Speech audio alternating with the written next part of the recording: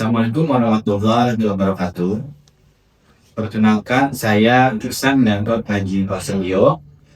Saya dosen tetap pada program studi biologi kampus Pemasaran Universitas Pamulang. Video ini saya buat dalam rangka memenuhi persyaratan sertifikasi dosen poin PDD UKTMT bidang pengajaran. Saya akan memaparkan metode perkuliahan yang saya ampuh, yaitu mata kuliah mikrobiologi dasar pada semester 3 dengan bobot 3 SKS terdiri dari 16 pertemuan, 14 pertemuan materi, 1 kali UTS dan 1 kali UAS.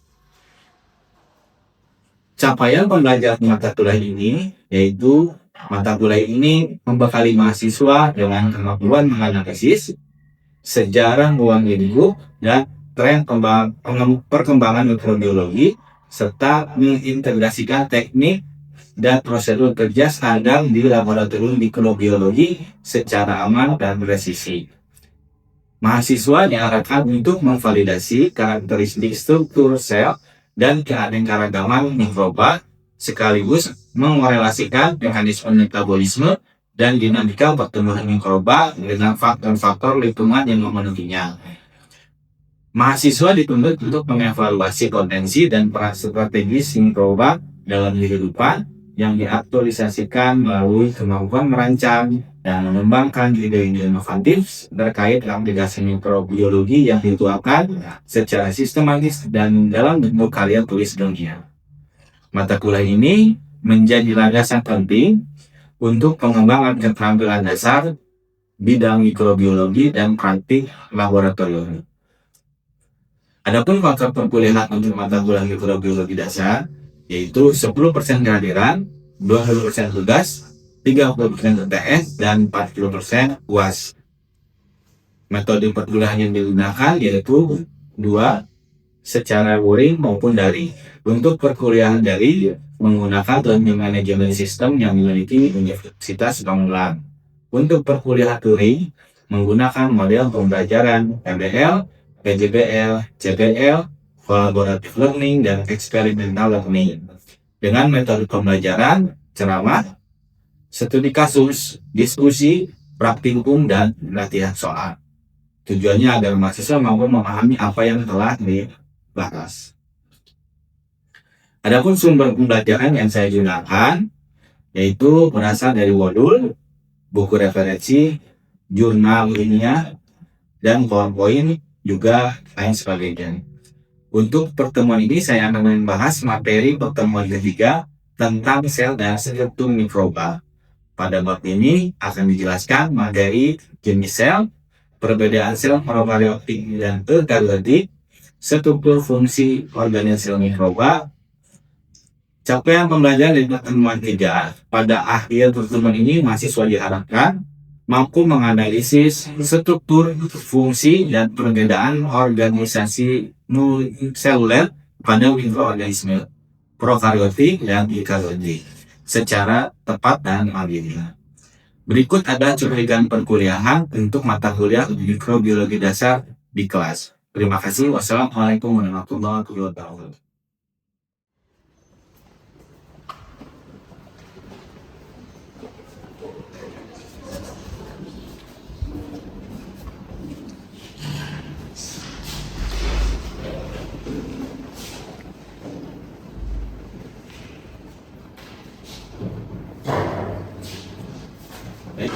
Assalamualaikum warahmatullahi wabarakatuh. Waalaikumsalam warahmatullahi wabarakatuh. Apa kabar semuanya? Baik, sebelum melakukan pembelajaran, mari sama-sama kita berdoa dengan kepercayaan masing-masing. Berdoa dimulai.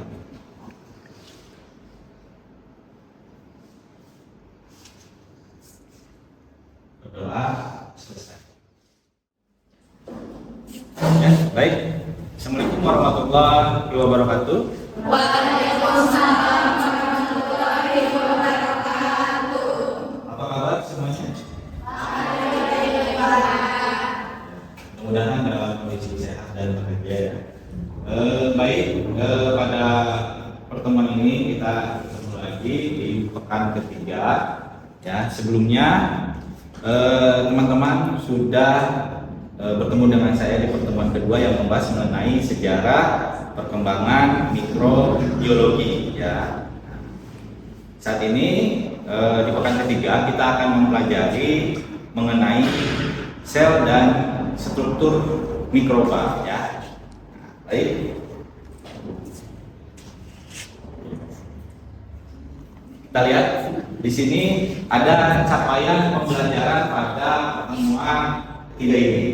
Jadi capaian pembelajaran dari pertemuan ketiga pada akhir pertemuan ini mahasiswa diharapkan mampu menganalisis struktur, fungsi dan perbedaan organisasi seluler atau organisel pada mikroorganisme ya. Untuk selnya ada prokaryotik dan sel eukaryotik secara tepat dan mandiri. Ini adalah capaian pembelajaran yang diharapkan dari pertemuan ini untuk teman-teman semua.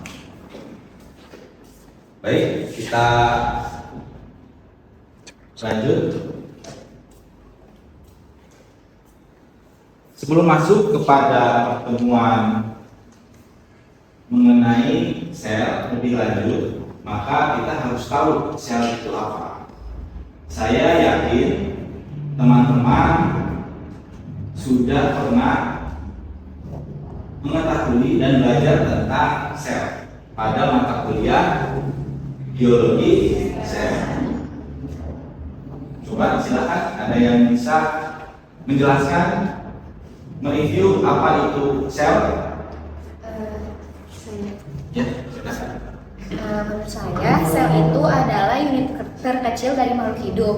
Tetapi meskipun kecil, si sel itu menjadi dasar untuk pembentukan kayak jaringan, terus organ serta organ di dalam tubuh. Itu sih menurut saya. Ya, baik. Terima kasih jawabannya, Ririn ya. Ya. Ya, baik. Ya, kita lihat betul tidak jawaban dari Ririn.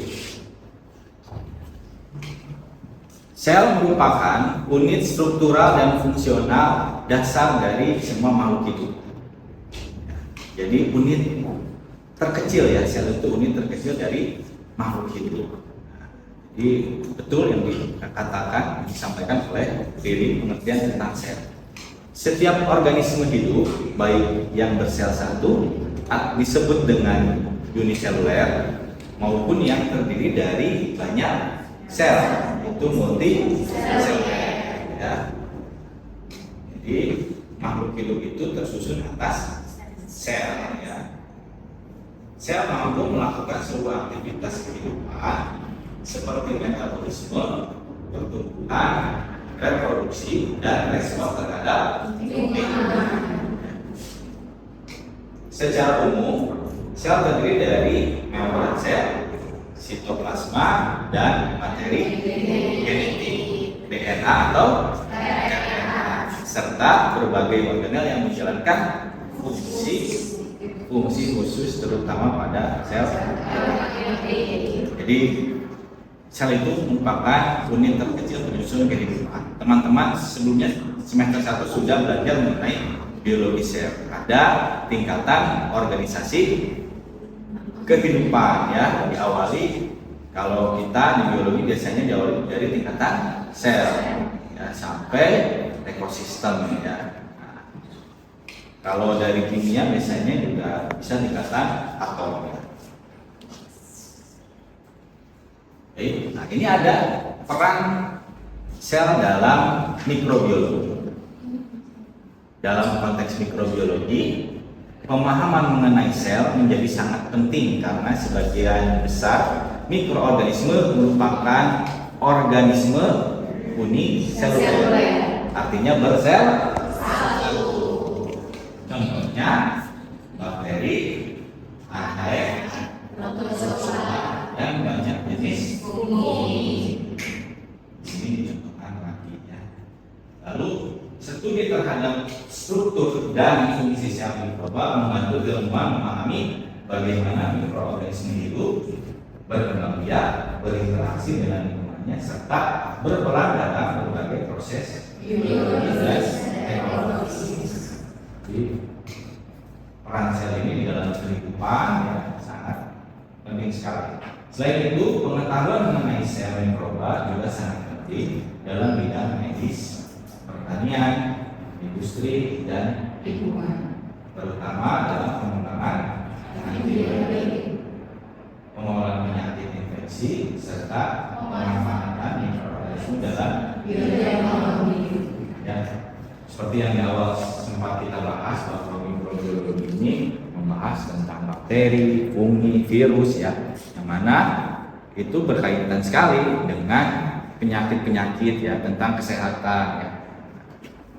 Itu peran sel dalam mikrobiologi.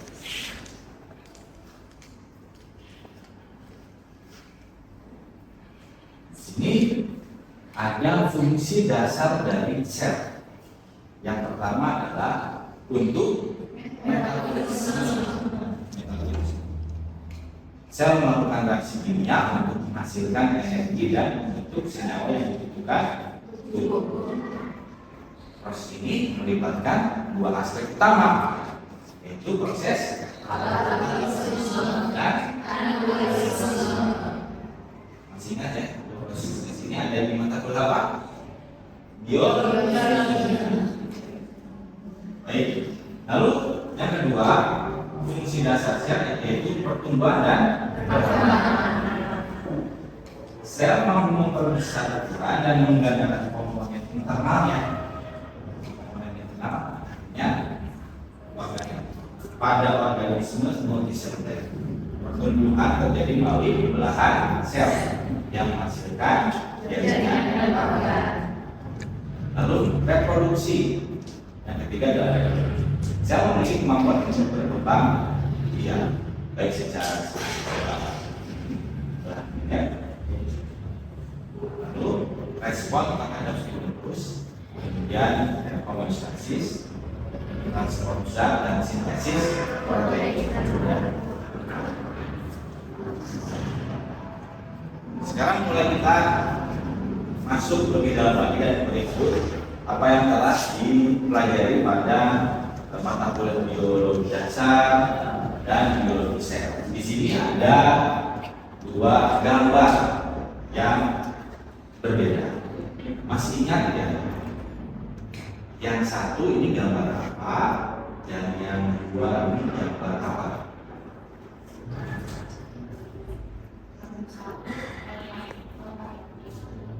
Yang satu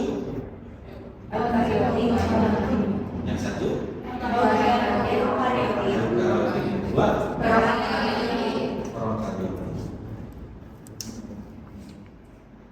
menurut Salsa yang satu apa? Yang dua jadi ada dua pemahaman yang menganggap bahwa yang satu adalah PKB, dua program ini ada yang menganggap sel, yang satu adalah sel. Mari kita lihat ya, kita samakan persepsinya agar nanti kedepannya bisa sama. Ya. Jadi tadi apa yang dinyatakan oleh Salsa bahwa ini adalah bentuk ilustrasi gambaran dari sel. Dan ini adalah gambaran ilustrasi dari sel. Jadi mudah-mudahan sampai saat ini hingga kedepannya tidak ada miskonsepsi lagi ya terkait perbedaan antara sel prokaryotik dan sel eukaryotik. Jadi teman-teman kedepannya sudah bisa membedakan. Ini mungkinnya kita beri dulu agar teman kedepannya tidak miskonsepsi.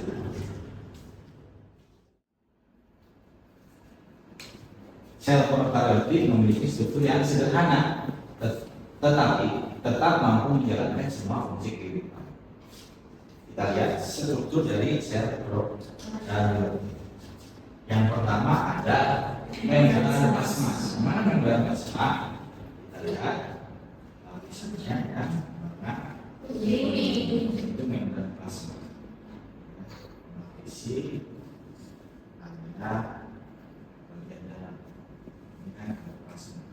Fungsinya itu apa dari metaplasma? Fungsinya mengatur keluar masuknya zat dari luar dan dalam sel. Dan ini juga berperan dalam proses metabolisme tertentu seperti respirasi seluler pada bakteri karena tidak memiliki salah satu contoh perbedaannya dari sel prokaryotik yang kita begitu adalah ada bedanya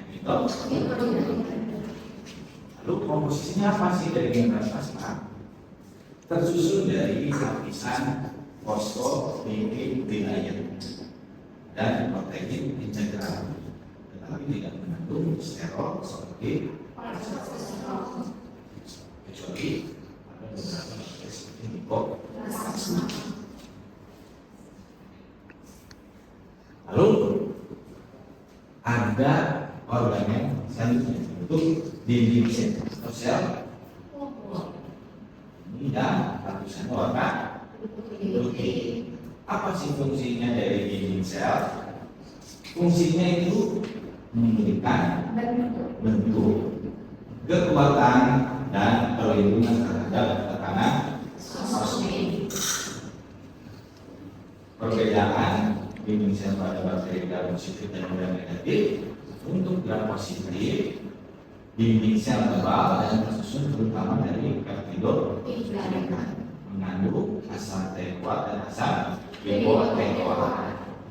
Gram negatif, dinding sel tipis terdiri dari lapisan peptidoglykan yang lebih sedikit, memiliki membran luar yang mengandung lipopolisakkarid berperan sebagai toksik.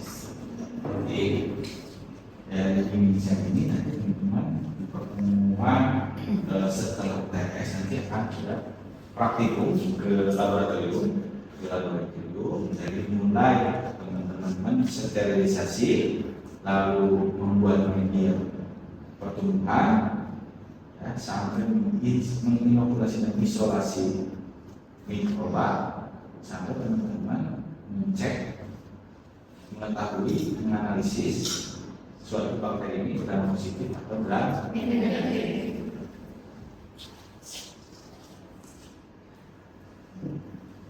Lalu yang ketiga selanjutnya adalah organel nukleoid, ya, organel nukleoid. Yang mana nukleoid? Yang biru. Fungsinya apa? Fungsinya adalah tempat melekatnya materi genetik DNA pada sel. Cirinya tidak dikelilingi oleh membran inti, tidak dikelilingi oleh membran inti.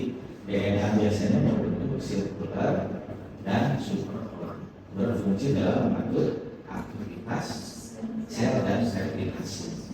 Karena dia tentang materi genetik, dia adalah untuk aktivasi sel dan replikasi, ya, supaya suatu makhluk hidup itu bisa terus hidup dengan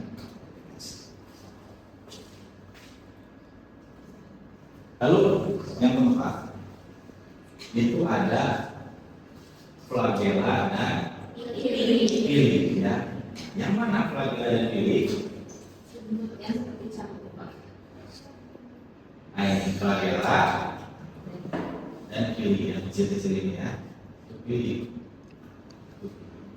Flagella struktur panjang seperti cambuk yang berfungsi sebagai alat gerak. Jadi fungsi dari flagella ini, jadi kalau kita ceritakan bakterinya ada ekornya, ya, ada ekornya.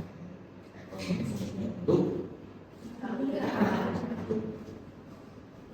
sama seperti di makhluk hidup, hewan yang memiliki ekor, kan ekor ini juga untuk bergerak, fungsinya untuk menyeimbangkan tubuh dalam beraksi pada satu. Lalu di sini tersusun dari flagella itu tersusun dari protein flagellin dan dapat berbeda jumlah dan letaknya. Ya, jadi di bakteri nanti bisa dilihat dari letak dari si flagella. ada trigonometrik, logarithmic, amplitrik, dan aritmetik. Itu dari flagella. Fungsi dari flagella, sekali lagi saya ulang bahwa flagella itu adalah fungsinya untuk alat. Jadi mikroba. Lalu ada yang namanya villi atau fibrilli, yaitu struktur pendek dan halus yang digunakan untuk menempel pada permukaan atau sel lain. Jadi kalau bakteri bisa menempel pada sel itu dia menggunakan villi. Virus seksual villi berperan dalam konjugasi, yaitu transfer materi genetik antar bakteri. Itu fungsinya dari si kalau ini fungsi dari villi adalah transfer materi di tempat menempelnya pada sel lain. Kalau flagella fungsinya untuk alat. Jadi secara visual apa yang membedakan villi dan flagella? Secara visual dapat dilihat, apalagi misalnya teman-teman meneliti tentang mikroba bakteri, menemukan sel bakteri yang mana villi, yang mana flagella. Dilihat dari ukurannya, panjangnya. Yang pendek itu disebut villi, yang panjang disebut flagella.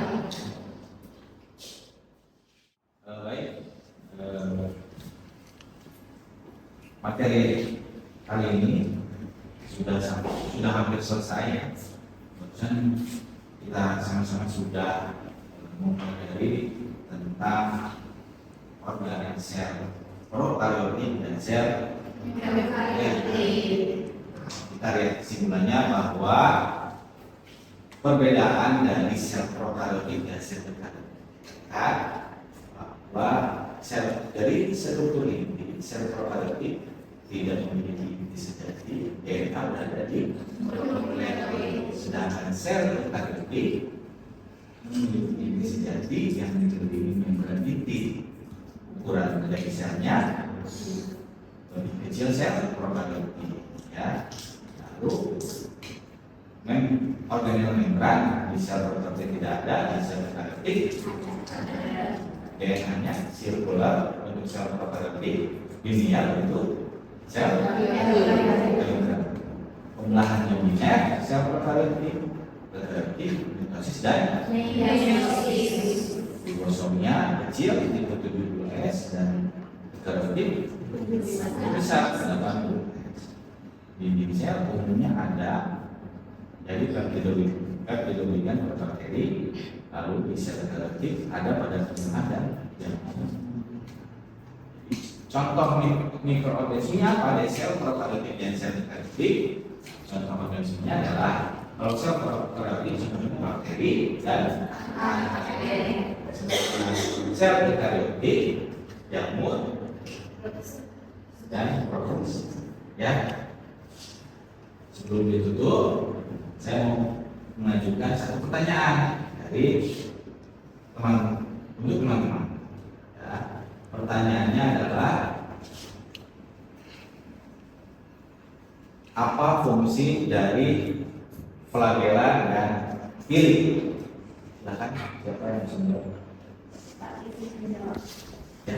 Jadi yang sudah Bapak paparkan juga mengenai flagella dan villi. Untuk flagella itu struktur yang mungkin ada di suatu bakteri yang berbentuk seperti cambuk dan itu berfungsi untuk sebagai alat gerak. Dan dengan adanya flagella ini, suatu bakteri itu bisa menuju sumber nutrisi dan menghindari lingkungan yang mungkin tidak mendukungnya. Lalu untuk villi itu strukturnya seperti rambut, hampir sama seperti flagella, namun bentuknya lebih halus dan lebih pendek dan berfungsi untuk perlekatan pada permukaan atau pada permukaan sel inang. Oke, baik. Terima kasih penjelasannya cukup panjang dan jelas begitu. Baik, saya anggap teman-teman di pertemuan ketiga ini seluruhnya sudah memahami ya mengenai sel dan struktur mikroorganisme.